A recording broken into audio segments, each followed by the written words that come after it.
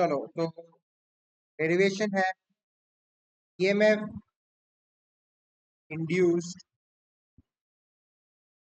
Due to mutual inductance. Mutual inductance के कारण कितना कितना ईएमएफ इंड्यूस होता है। म्यूचुअल इंडक्टेंस क्या होता है, मैंने आपको बोला एक कॉइल मान लो आपका ऐसा है,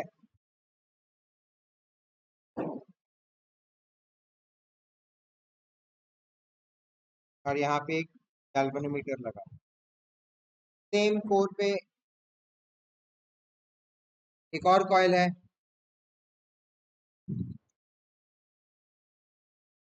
अच्छा, ये चीज कहाँ पे यूज होता है? ये चीज ट्रांसफॉर्मर्स में यूज होता है।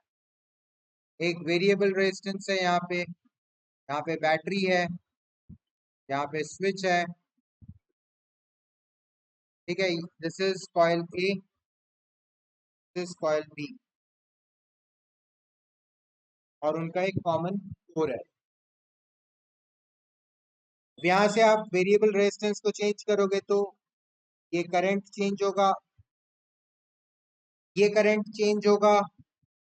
देखो, वेरिएबल रेजिस्टेंस को कम ज्यादा करोगे तो करंट कम ज्यादा होगा, करंट चेंज होगा तो बी कम ज्यादा होगा। B of what? Coil A है ना, बी ड्यू टू ए कम ज्यादा होगा।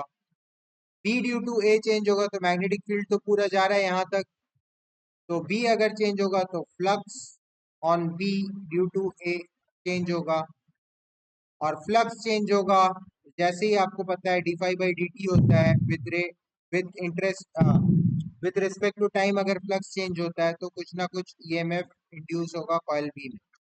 ठीक है, तो यही रिलेशन हम लोग देखेंगे कि कितना करंट चेंज होने से कितना ईएमएफ इंड्यूस होता है बी में। ठीक है, चलो तो सबसे पहला जो पॉइंट है that is N B, number of turns on B. अच्छा, बी को क्या बोलते हैं? सेकेंडरी कॉइल भी बोलते हैं, और ए को प्राइमरी कॉइल भी बोलते हैं। प्राइमरी मतलब जिसमें आप चेंज कर रहे हो, सेकेंडरी मतलब जिसमें इंड्यूस हो रहा है चेंज के कारण। ठीक है, तो N B into five B क्या हो जाएगा? Directly proportional to I A हो जाएगा, क्योंकि मैंने अभी आपको बताया आई ए जैसे जैसे चेंज होगा वैसे वैसे, आई ए जैसे चेंज होगा वैसे वैसे उसका मैग्नेटिक फील्ड चेंज होगा, क्योंकि मैग्नेटिक फील्ड क्या होता है? Mu naught N I. ठीक है, magnetic field of A change होगा तो phi on B due to A, ये भी चेंज होगा, ऊपर नीचे होगा। तो वही बोल रहा है N B five B number of flux linkages is directly proportional to I A. ठीक है, एंड ऑल्सो अब इसको प्रोपोर्शनलिटी को अगर इक्वालिटी करना चाहूंगा मैं, तो मुझे यहाँ पे कोई कांस्टेंट मल्टीप्लाई करना पड़ेगा। क्या कांस्टेंट मल्टीप्लाई करूंगा? Coefficient of mutual inductance, M बोलते हैं इसको, M on B due to A, M B A हो गया, M on B due to A.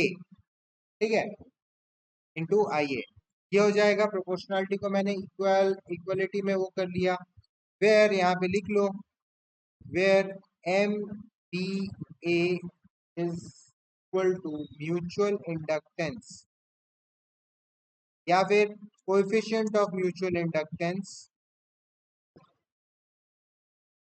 In coil B due to coil A. ठीक है, लिख लिए।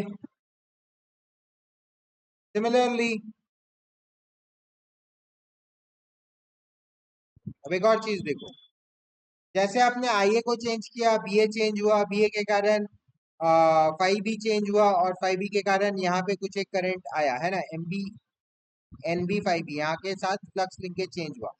अब इसके कारण इसमें कुछ करंट इंड्यूस होगा,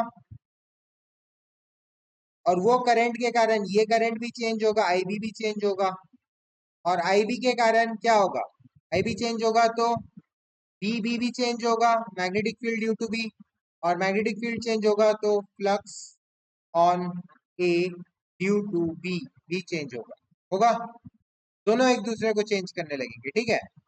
तो इस चीज को देखते हैं। सिमिलरली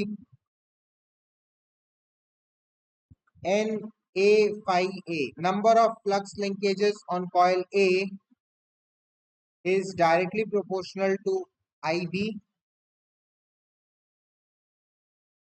which implies proportionality को इक्वल बनाने के लिए Na phi A is equal to coefficient of mutual inductance on A due to B। आए समझ में, ये M on B due to A था, ये M on A due to B है, उल्टा उल्टा IB होगा। लिख दो यहाँ पे where M A B equal to mutual inductance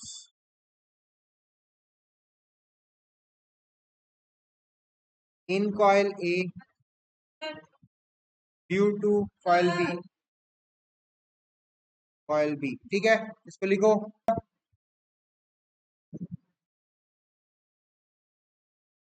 यहां तक सबको समझ में आया?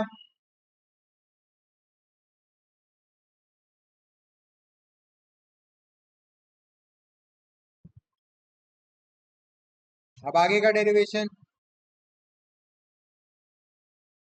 ऑल्सो, जितना ए कॉइल में बी के कारण जितना इंड्यूस हुआ उतना ही बी में इंड्यूस होगा ड्यू टू ए, दोनों इक्वल होते हैं। तो ये दोनों अगर इक्वल है, इन दोनों को हम लोग एज्यूम कर लेते हैं कि एम होता है, ठीक है। तो ईएमएफ ऑन ए क्या हो जाएगा, ईएमएफ ऑन ए हो जाएगा minus D by D T flux, total flux linkage क्या था, एन ए फाई ए, यही था,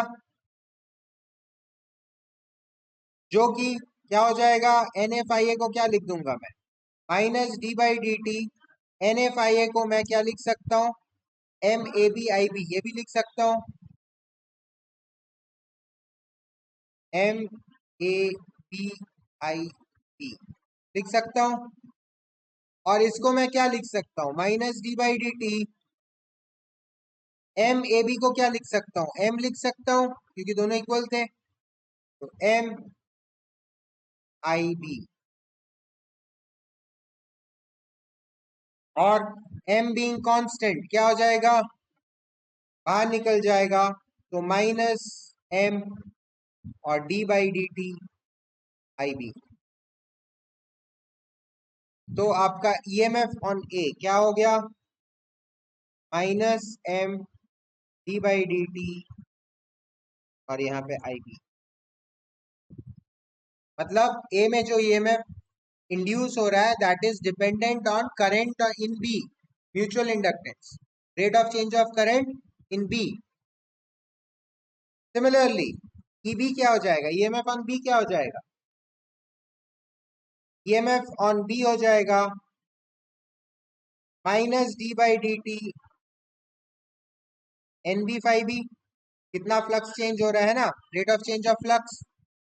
एन बी फाई बी को मैं क्या लिख सकता हूँ, minus D by D T, देखो एन बी फाई बी को क्या था, एम बी ए आई ए है ना, एम बी ए आई ए लिख सकता हूँ। एम बी ए को क्या लिख सकता हूँ मैं, एम लिख सकता हूँ, तो यहाँ पे हो गया minus D by D T M I A, और एम बीइंग कांस्टेंट बाहर निकल जाएगा तो क्या हो जाएगा, minus M D by D T I A. तो मैं क्या लिख सकता हूँ, ईएमएफ ऑन बी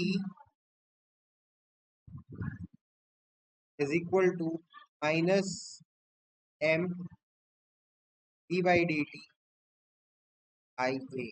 मतलब जो ईएमएफ बी में इंड्यूस हो रहा है that is dependent on rate of change of current in A, तो ये दो फॉर्मूला आपके डिराइव हो गए।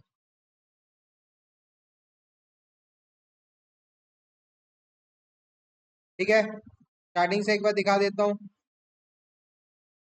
डायग्राम बनाया, ये रिलेशन लाया NP5 is equal to MPA। Proportionality को इक्वल बनाने के लिए M मल्टीप्लाई किया, where M is coefficient of mutual inductance in coil B due to A।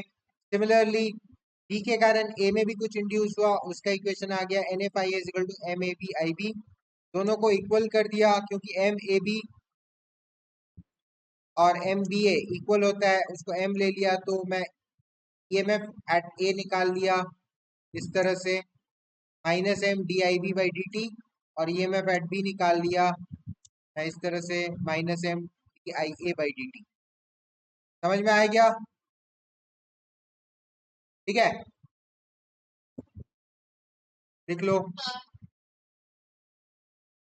चलो इसको लिख लो।